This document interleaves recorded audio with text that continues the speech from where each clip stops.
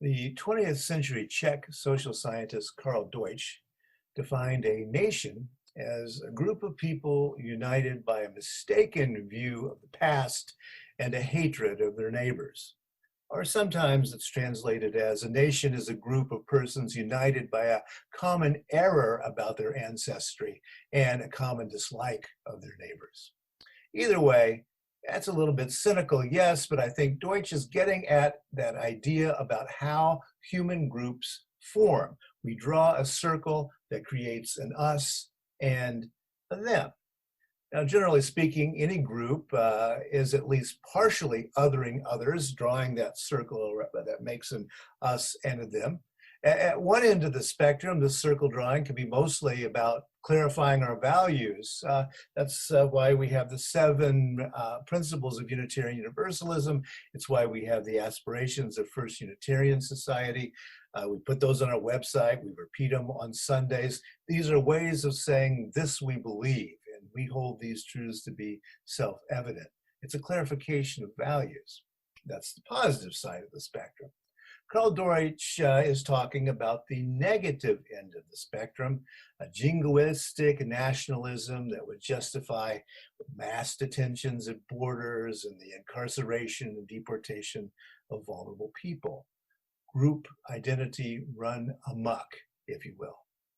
Now, today I want to hold that idea in tension with another idea, and that is how the heck do we continue doing church during a pandemic? Now, I'm not talking about the nuts and bolts here of keeping the building open or developing a task force on building reopening. I'm not talking about the issue of how to conduct business meetings by Zoom, although, of course, all that is important. What I want to talk about is the larger issue of how to fulfill the mission of First Unitarian Society during this time. You know our mission. First Unitarian Society of Minneapolis is a congregational humanist community dedicated to promoting a free search for truth, meaning, and justice. That's our mission.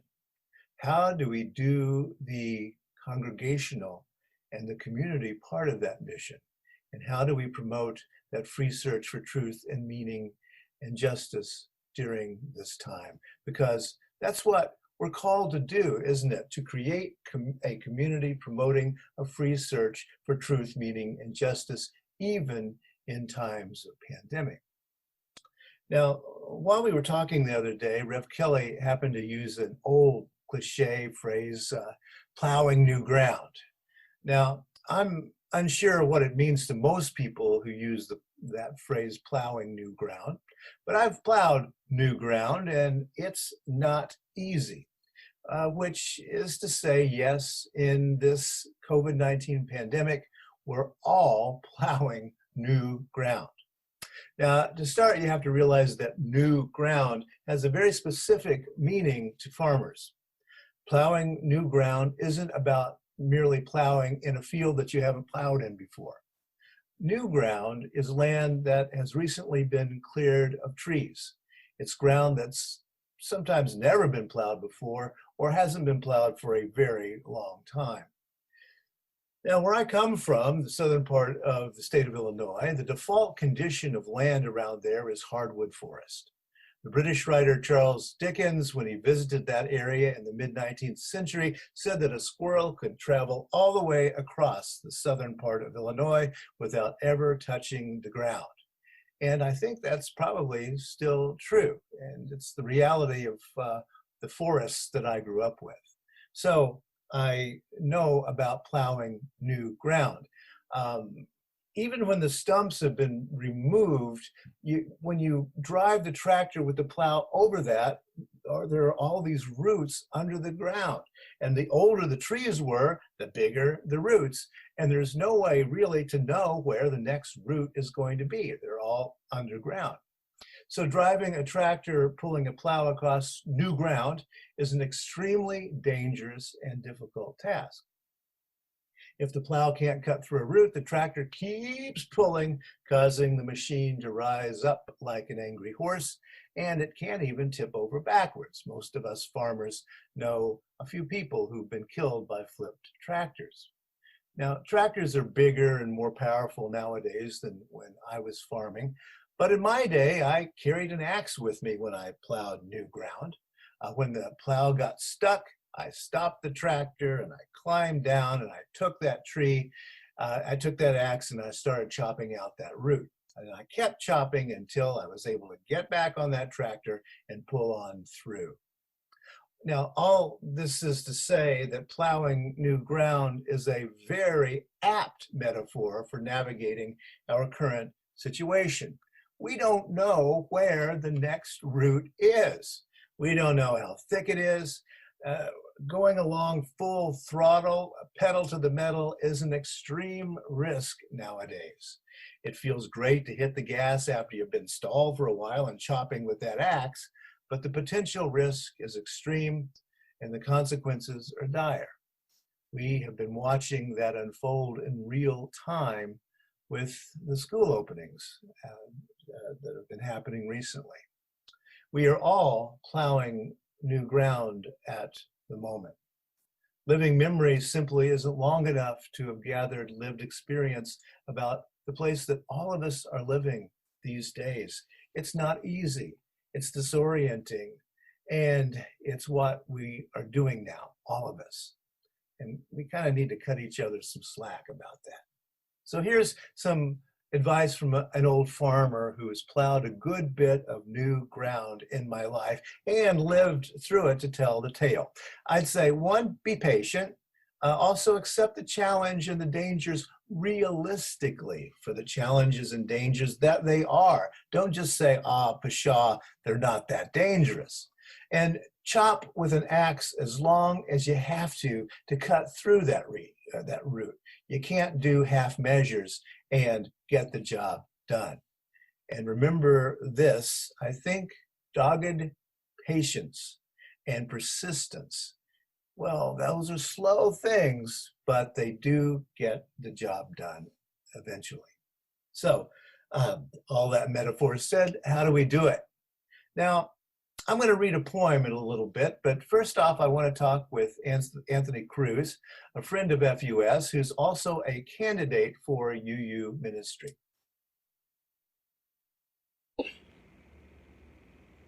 Reverend David Breeden, thank you so much for extending the invitation and allowing the space for me to share briefly what congregational humanism means for me and what I hope for it in the near future. And I guess that if I would need to define congregational humanism, I would talk about 3 columns that would define it for me in 3 words: imagination, community, and justice. As a free thinker, I look to imagination, the human capacity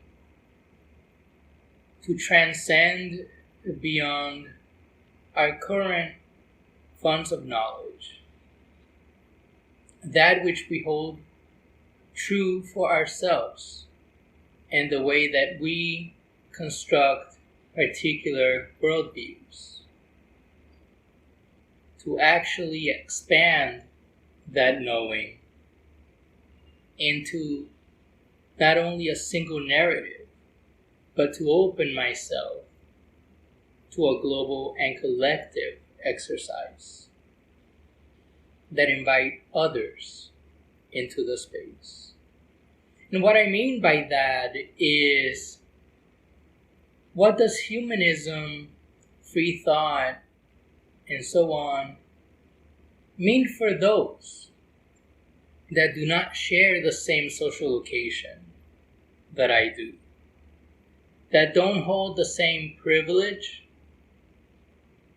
either economically, culturally, politically, academically, but who are undertaking this journey of self-exploration, of self-discovery, and who are imagining for themselves a space where they can be authentically themselves.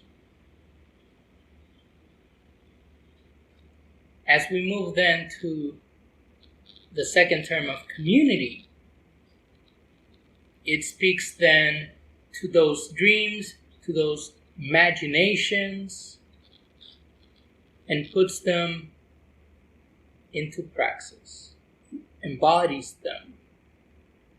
And it says, at least for me, I'm moving beyond my individual self. And I am putting myself at the center of the human experience to be in relationship with others. And so when I think about community, then I have to look beyond my immediate experience and my socialization and wonder who is not in this space and whose presence is not here, whose body, whose voice, whose personality, whose experience are we missing out of?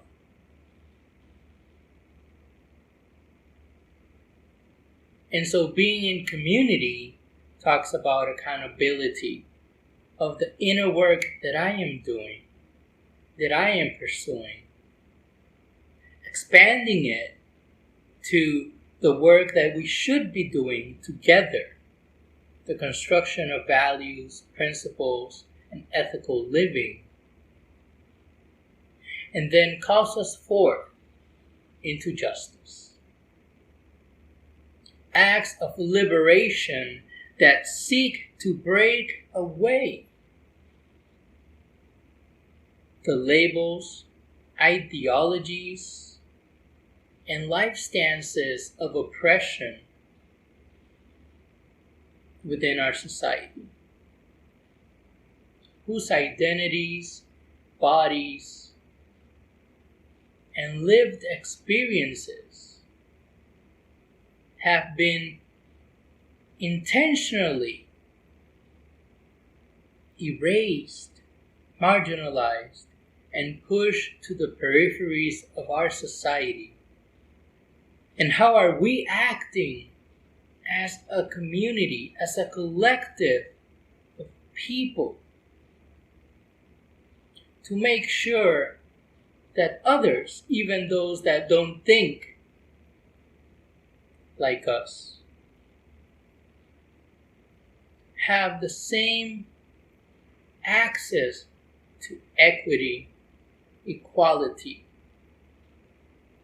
and a quality of life that raises up human dignity and human worth.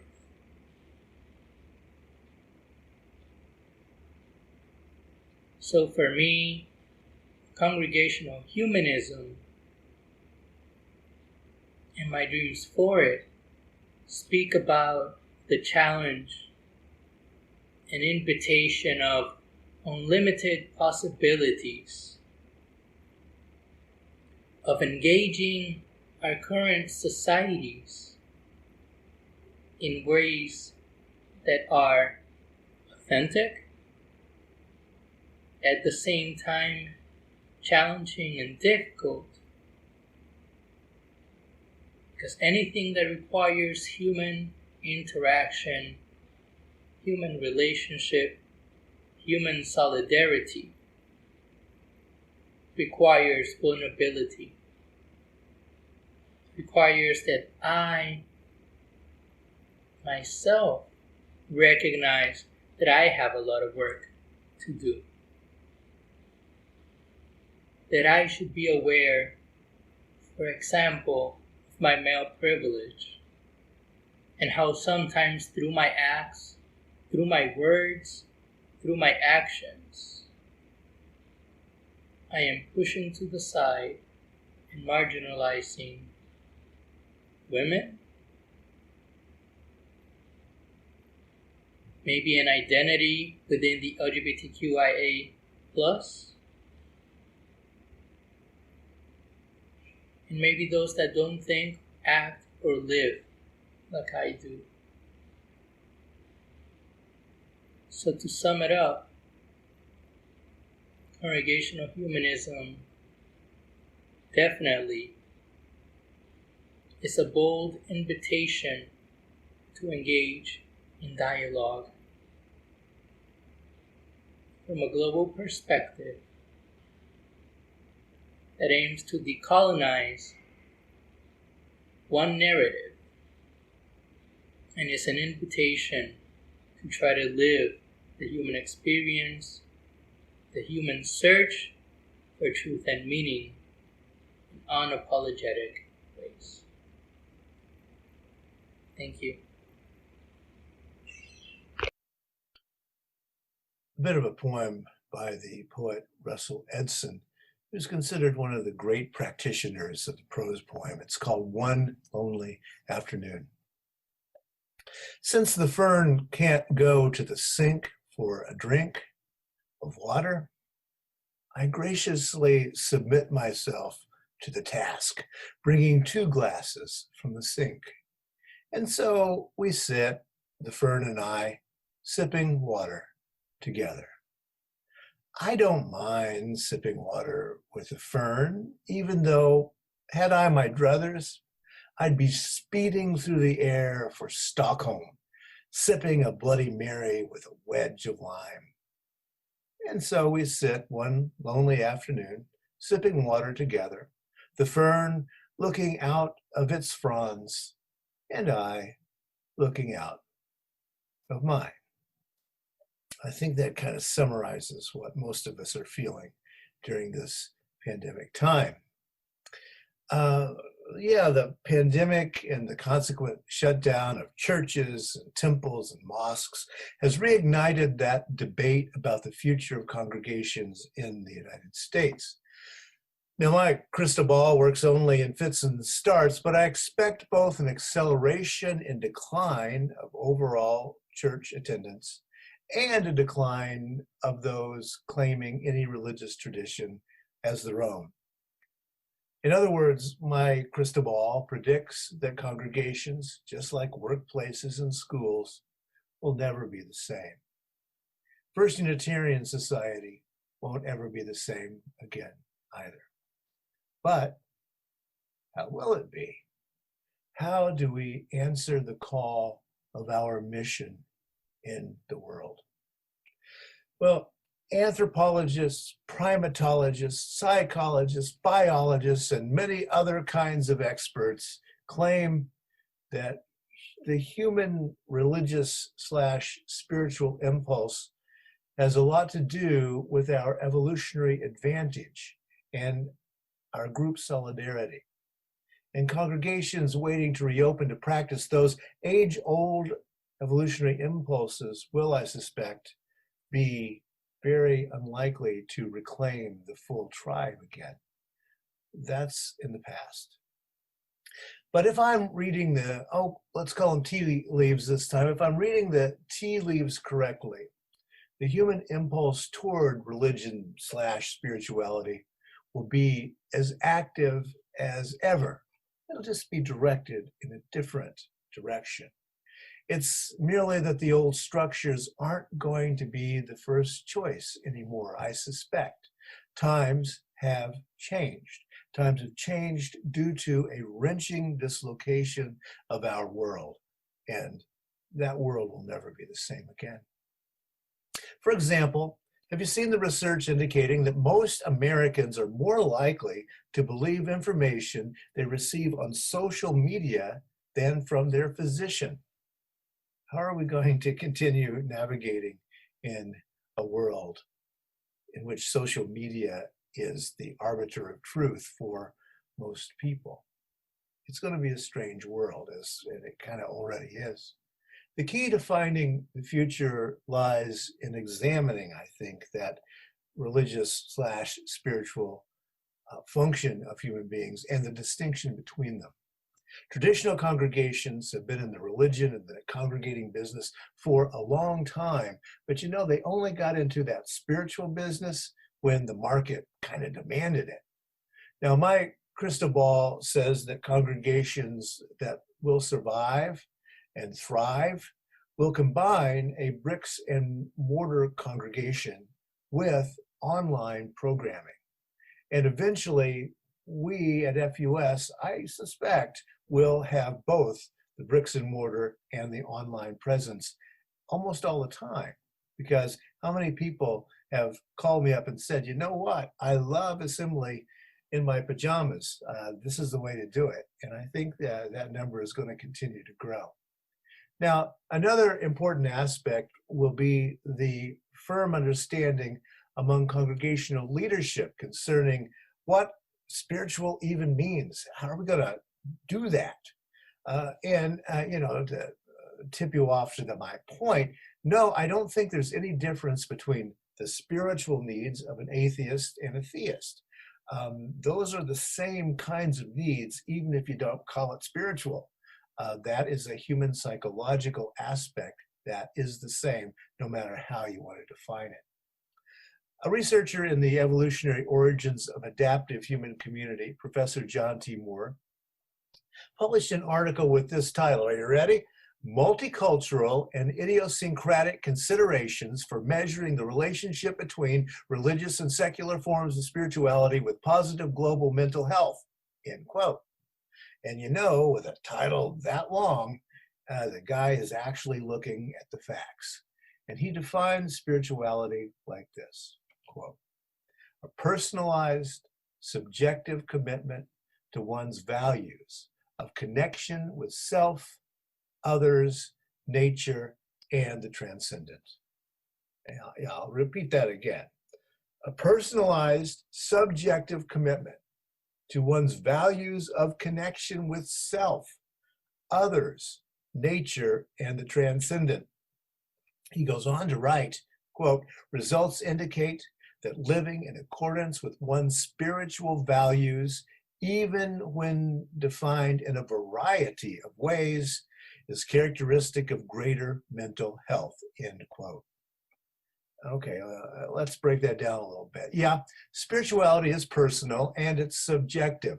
The fact is, nobody can outsource their spiritual lives. You cannot do it. You can't hand it over to your preacher or your priest or your therapist. We are responsible for our own spiritual lives in a very important way. But notice how the definition turns back on itself. Those personalized, subjective commitments create the values that we hold dear, but those values go way, way beyond the self, out to others, to nature, to the transcendent, however you want to define transcendent. Subjective to objective and back again, a cycle of nurture from the self all the way out to the universe. And our tradition contains those old folks called the transcendentalists who figured out how to do that a long time ago. We have a tradition that understands the subjective spiritual and the cosmos embracing spiritual. Now, with that definition in mind, let's think back to the FUS mission. Notice that our promoting a free search for truth, meaning, and justice fits into this contemporary understanding of spirituality just fine. We are here for mutual support, not only in our subjective spiritual health ways, but in our objective support and nurture for ourselves, each other, and the cosmos. We are here to join together in a conversation about how to help us all. conversation about the subjective values that we hold, and also about how we can objectify our values through our work in social justice. As Carl Sagan put it, quote, "Everything amazing about the universe is inside you, and the two are inseparable," end quote. Universe, you, there's no circle that holds an us and them in that case. Now, some of you have seen on social media the picture of Polly Peterson and Rev Jim out protesting in the street in front of the downtown post office. You know, that I think objectifies exactly where we're going in the world. You know, Rev Jim and Polly, they didn't talk about theism, atheism, or even the meaning of life. They both knew there was something that needed to be done, and they got out there in the street and did it. That's the future. That's how we can be a congregation together. Yeah, we can talk about gods and no gods and all of that stuff. But finally, we have to objectify what means most to us in some kind of way that serves the greater purpose. That is the future of our congregation, I believe. Yeah, you're going to have a personalized, subjective commitment to your values, and you're also going to have a commitment that every citizen deserves to vote, and you're going to be out there with Polly and Rev Jim. Well, you know, as the Democratic National Convention has shown us recently, we don't have to do things the way they used to be. We can embrace the new way of doing things. No, we don't have to have someone up on a podium screaming and waving his fists around and people jumping up and yelling. Yeah, that's one way to do a convention. It's kind of fun, but it's not the only way to do it. We weren't able to do it that way this year, and I think people thought that through a little bit and really discovered some very interesting things. You know, think about the front of a church. What's up there with that raised platform and that pulpit and singing and, you know, but it's all directed toward the front, isn't it? And, you know, think about a church from 1650, if you've ever seen one, and from 1750 and from 1850 and 1950, which is when the FUS building was built. Guess what? You think about it and they're all kind of the same, aren't they? But the pandemic gives us an opportunity to reimagine how we do things, how our congregation can do things new and different. Yes, we love our building. We want to be back in our building. That's one way of doing it. But there's also this new social media way, the electronic way of doing it, you know, and it's not an either or. It is a both and. And we at First Unitarian Society accept that challenge to create that new way of sustaining and encouraging the den of conversation. Thank you. Thanks for listening. You can find much more about humanism and what's happening at First Unitarian Society in Minneapolis by visiting our website at firstunitarian.org.